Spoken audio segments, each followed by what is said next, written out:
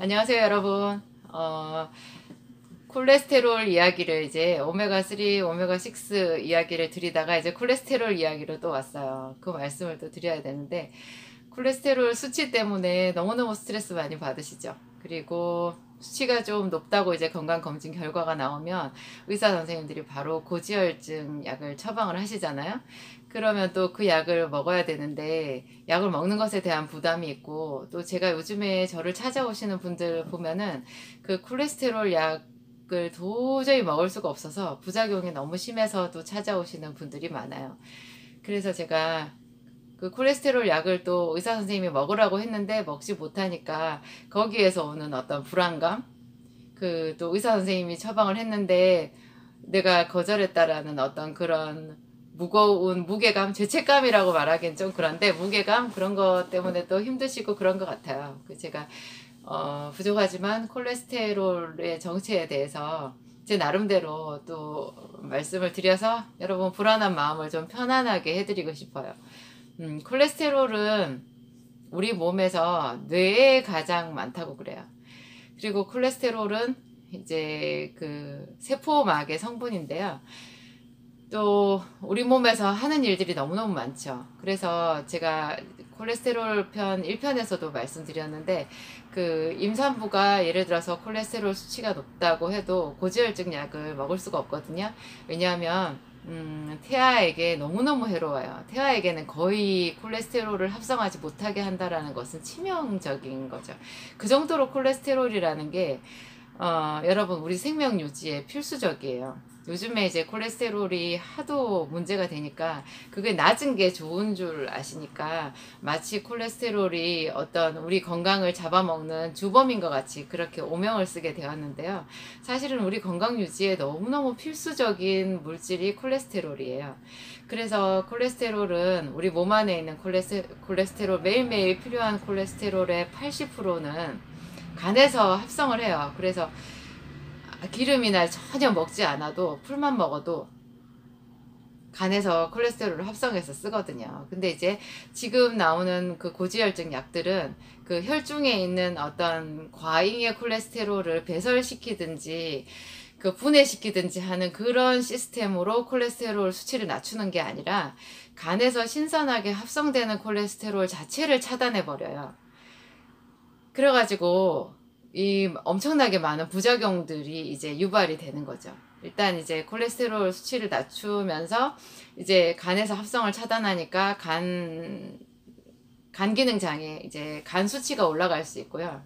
그 다음에 이제 혈당 수치도 상당히 올라요. 그래서 고지혈증 약을 먹다가 당뇨 경계가 되어서 아니면 혹은 당뇨 수치가 올라서 그 새삼스럽게 당뇨약을 먹게 되었다라는 분들도 제가 얘기를 많이 듣거든요.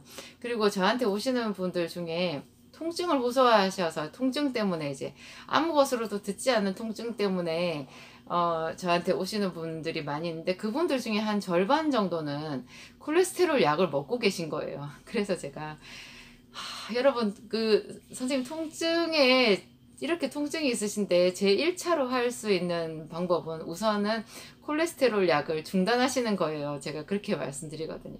그 정도로 콜레스테롤 약은 좀 독성이 커요. 제가 약사로서 이런 말씀드리기 상당히 좀 부담스러움에도 불구하고 지금 용기를 내서 말씀드리는 거예요. 분명히 설명서에 그 통증 유발이라고 나와 있거든요. 통증이 심한 사람들은 콜레스테롤 약을 일단 스톱을 해보고 너무나 콜레스테롤 수치가 높다고 하면 다른 방법으로 콜레스테롤 수치를 낮추는 그런 이제 방법을 찾아보셔야 돼요.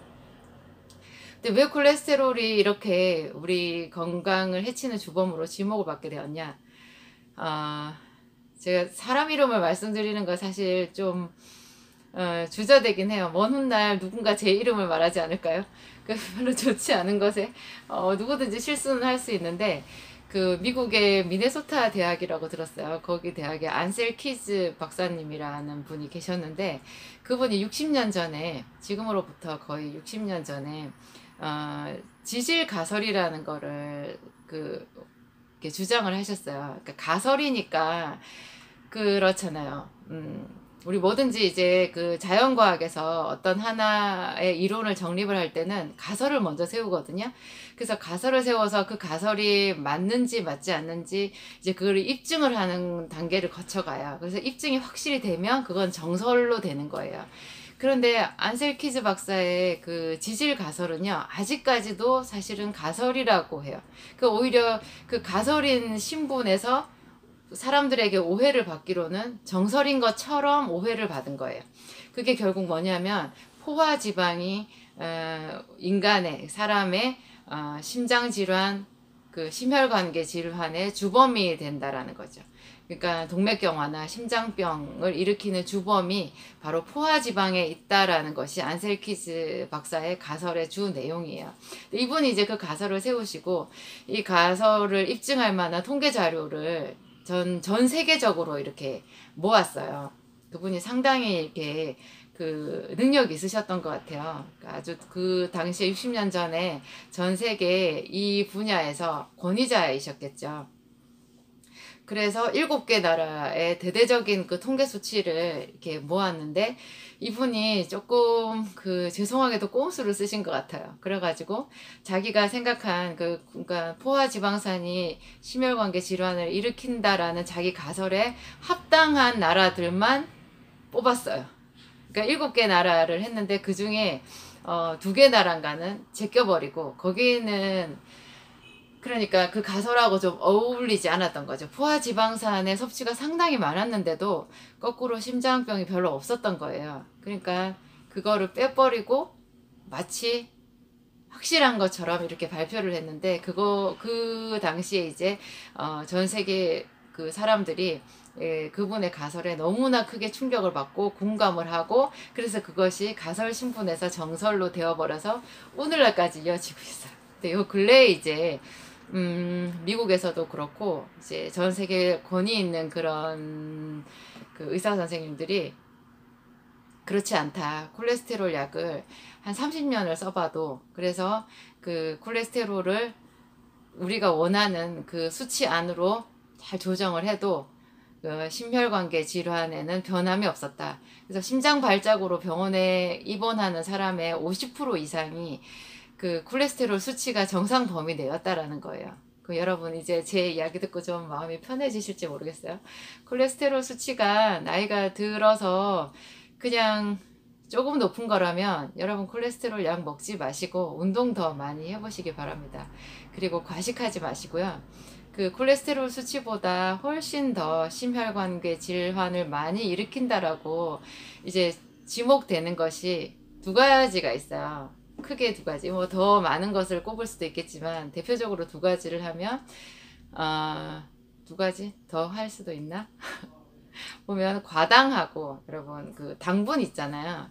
과당은 당분을 말하는 거예요. 당분하고 그 다음에 스트레스예요. 스트레스. 그러니까 다시 말하면 과당을 많이 먹는다라는 것을 좀 바꿔 말하면 과식을 얘기한다고 생각해요, 저는. 그러니까 음식을 너무 많이 먹는 거, 그 다음에 이것보다 더 큰 주범은 스트레스인 거죠.